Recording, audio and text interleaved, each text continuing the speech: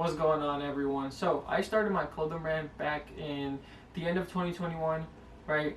And right now I'm currently in the rebranding phase. So I'm not going to do too much talking. I'm going to take you out to my computer and show you my whole journey, kind of how it first started off and what my rebranding process looks like right now, and what steps I took so far and what step I'm currently on. But yeah, without further ado, man, let me take you out to my computer. And I'm about to show you guys my brand when I first started and my journey, like I said, and where I'm currently at. A huge mistake that I made. As y'all can see, right? Like I started off with this hoodie. It was very successful. This design was very successful, right? It's like that XXXTentacion vibe, a little bit of like that alt vibe, right? Right? Look at it. Let's look at the font, the design, the tree, and all that. And it did really well. And here's where I messed up. From there, okay, this was kind of similar, right? Because the font and stuff, but very basic. It was, I just slapped on the logo on there. Very basic, and it's not the same font. Like I'm not keeping the consistency, and the reason why I didn't is because like this font was very overused. But this is also like overused now. Like they're all overused now. So as you can see, I had something that was selling, something that was working, and I switched it to like a bubbly, groovy font from there, and it's like not targeting that you would call like XXXTentacion alt vibes. It's more like groovy, spiritual now. So like I said, and then again, same thing. I went towards the bubbly route and spiritual route, right? So as y'all can see, man, a huge mistake I made was I didn't know my target audience. I didn't stick to a specific aesthetic, and I changed up my I didn't have a consistency in my designs, and I changed up my style and the people I'm targeting, right? And you don't want to do that. What's working, you stick to it. Make sure from the start you list out the aesthetic you're going for. You list out your target audience, like I always talk about. So when I first started, these hoodies right here, well, this hoodie is what I was known for, and this is the hoodie that sold out. In my opinion, this back, like this tree that I made, it has a really good meaning. That's one thing I did really well. I had a great meaning with my original brand. And this tree on the back, the design, there's like a little heart in the roots. Starts with self-love, and it's like in the roots. Really great hoodie, heavy, heavyweight. It had a vintage wash to it. It was a Rue Porter hoodie for the people that know. Rue Porter used to be like the blank. Like when it came to blanks, they had the best blanks, but they're not really like that anymore. Sold out, and I was selling this for $80 and like $9 shipping, or $8 shipping, and it came out to like 88 or close to 90 with like extra fees and stuff like that. Here's a video I made. I'm not gonna click on that. And then I also dropped these shirts with it, with the hoodie, right? Same font in the front. I dropped this and I was like, wait, now I gotta switch it up. Yeah, I dropped this for like one day. I was like, no, hold on, let me take a step back, and I made this, and I improved the design on the back, and then also dropped these shorts next. This was like my next drop, these shorts and the shirt. And then I dropped this shirt right here, was also like my best seller. I did pop-ups with this shirt. I also sold them online. People loved these shirts. Like, look at me. Look at me screen printing this mug. I get to see everything, man. This is in the garage. Going crazy. But, and then this was my last drop. The shirt. Great meaning again. This was like more of like a spiritual self-development, self-improvement. Breaking generation curse. Just showing like behind the scenes. Start with drawing and then procreate. But yeah, this was a giveaway I did. That's how many drops I had. I went crazy on the reels. I had a lot of reels go viral, like a good amount. But yeah, I was promoting heavy organically, going crazy. All right, it was just me talking about the meaning But yeah, we were going crazy with the videos. Here we go.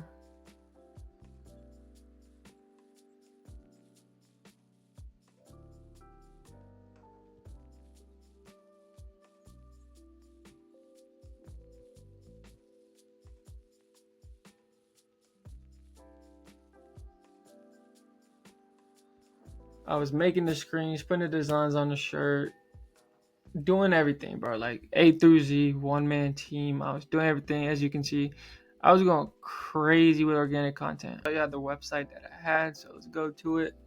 Perfectly Imperfect. As y'all can see, got the pop up right there as soon as you go to the site. I think it looks very clean. Get 10% off. And then got the join the text club right there. Let's get that out of the way to make me smaller. Here we are. The meaning behind the brand. Join the text club. Shop now. All right, as y'all can see, like I literally put everything on sale because this is when I was taking a step back from everything.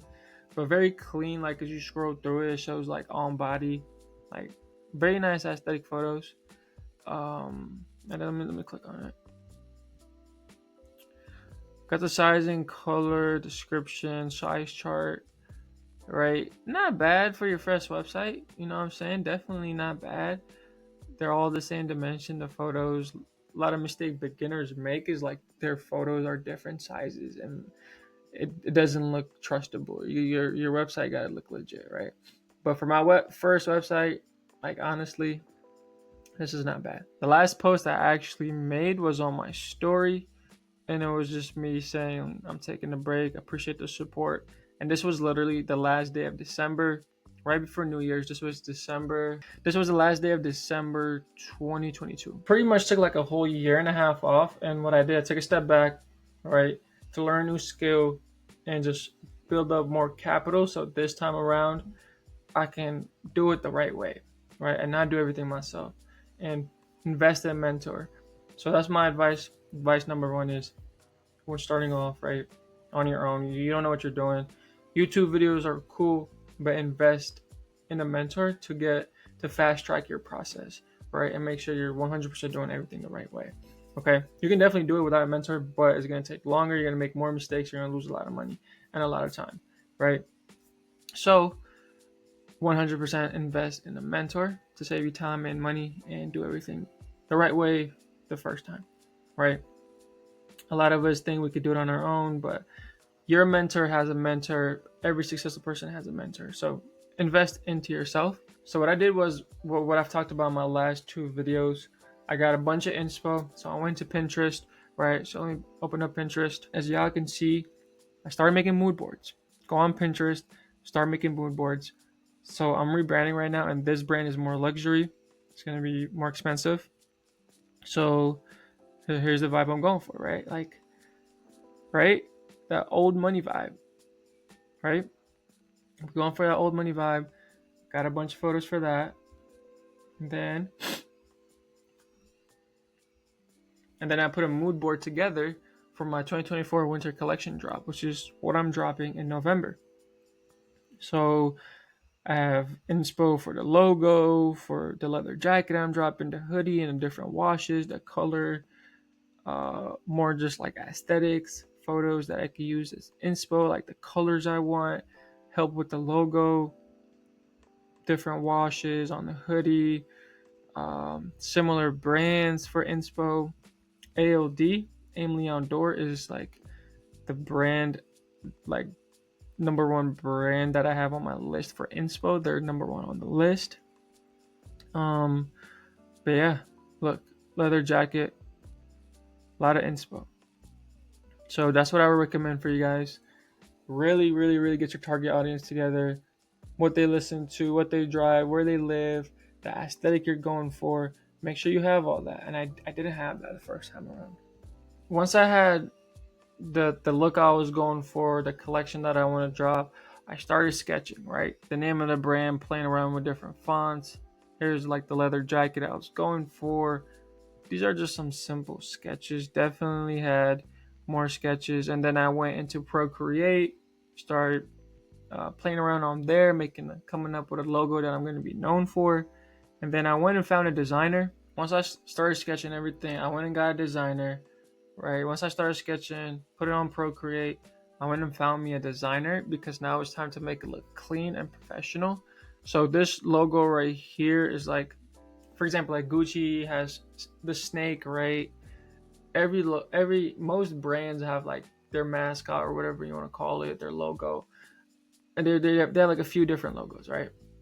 And this is one of the logos. One of them is the SK, as you can see, is right there, and then this is like kind of, you could say, like our mascot type of logo. And this was hand drawn first, as you can see from Pinterest. Like there was pictures of horses and guys on a horse with a sword. Got inspo from those, put those together, got a sketch together that I sent to the designer, and then worked with the designer to get something like this. So there's the horse with the texture, and then there's the horse without. There's the logo without the texture. And then this is the other logo, which is like our initials, SK. This sword right here is just like a design that's gonna go on the jacket, and I made this one myself because it's more basic. So I sketched it out first, and then put it in Procreate, and then played around with it in Illustrator, and got this final product right here. Same thing with this flag. I made this myself. So for the basic stuff, I made it myself because I have some experience with Illustrator, self-taught. Same with Illustrator and Procreate. And when it comes to like sketching and stuff like that, hand drawing, that was just something I was born with, naturally good at. I'm not as good as I used to be, but it's gonna come back. It's gonna have to come back. Then right now we are working on the tech packs because I ended up, buying like the jacket I want so I could measure it. Literally went to Zara to buy the jacket like how I want it, to get the exact measurements and the fitting and all that. Used the hoodie that I already have in my closet that I like, got the measurements for that. Bought some corduroy pants, measured that. Got all the materials together, the fabrics, the measurements, all that good stuff. Then, now we're making our tech pack. Alright, so here's my tech pack I'm currently working on. So here's a little behind the scenes. Most people will not show you something like this. It's a little bit more advanced. But this is the cover page. And then here's the bill of materials, call outs, construction, all that good stuff. So far, I've only gotten to bill of materials, finished the cover page, but right now I'm working on the tech packs for the leather jacket, and then I gotta make the tech pack for my oversized vintage hoodie, and then I gotta make the tech pack for my corduroy all black pants with a patch on the back for the pocket. The horse is gonna be on there. So that's the steps we're on. That's the process we're on right now. Once we finish our tech packs, we're gonna go and look for manufacturers, find the best one, get samples, take photos of the samples, get models with the samples on, get bunch of content, promote, market, and then drop. But that's pretty much it. I appreciate the one person that's still watching till the end. Just for you, I got Shopify for $1 a month in the description for you. I got my Instagram in there, all my information in there. Follow the Instagram to stay up to date. I'm going to be promoting it on my personal IG page and then also the brand page as well. There's going to be a lot of content coming out soon. So I appreciate all the support. Appreciate you for watching till the end. Remember to like, comment, subscribe, and I'll see you on the next one.